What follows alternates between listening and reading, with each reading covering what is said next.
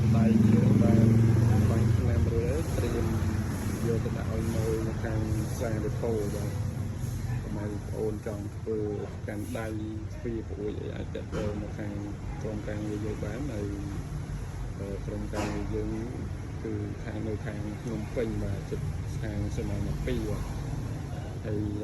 កាន់ដៃនេះដែរប្រភេទខាងលើយើងប្រើប្រភេទអូមេឌីយ៉ាបាទ36តែដល់ពេលយើងកិនទៅចេញ40បាទស្អាតបាទនេះកាន់ដៃខាងលើហើយមើល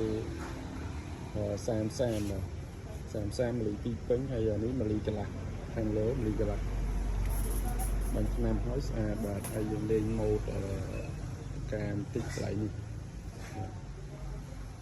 បងប្អូនមានតម្រូវការចង់ធ្វើប្រកាន់ដៃទ្វាប្រហួចដបោអីអាចតាក់ទងខាងយើងបានបាទ